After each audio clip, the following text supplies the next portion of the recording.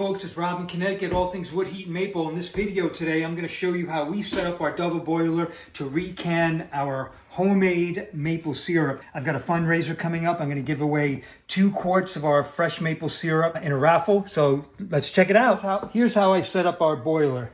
Take a regular pot, grab a couple of your canning lids, and put them down on the bottom. Whatever you want to reheat, in this case, I'm going to be reheating our syrup to about 185 to 190 so I can recan it and it stays preserved. Put that into your double boiler. We'll be adding water to it in a second. I've actually got an extra quart that's going in too. And then what you want to make sure of, when you fill this with water, you don't want your jars bouncing around when it's at the boil. So what I do is I'm going to take another mason jar. I'm going to fill this with water. I'm going to put it inside here, and what that does is it stabilizes everything.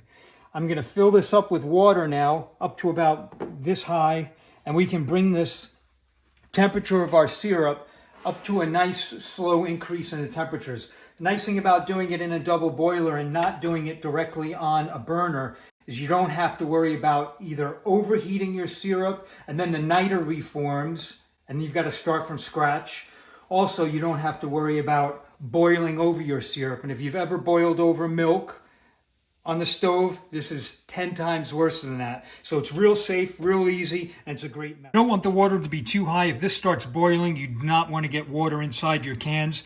And just so you know, if you wanted to, you could leave your lid on gently, but you need to leave room for expansion. You never want to heat something up and have it sealed or you'll have an explosion on your hands. So I'll put this candy thermometer into the syrup, and the nice thing is it just floats there. So it's a very convenient way to heat up your syrup without having to always be over it, keeping your eye on it.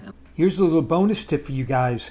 If you're using melted candle wax for any of your crafts, or if you're making the fire starters that I did in that video, you check out the link above. Use this double boiler. I take an old coffee can, put my stubby wax in there, my old candles, pop it into the double boiler and set it up just like you would if you were going to get ready to reheat your maple syrup. Put a mason jar inside the pot.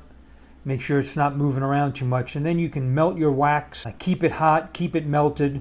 And this lid can stay right on there because it's not a tight seal. You're not going to have any pressure. And what's great is that little keep that smell of the scented candles out of your kitchen.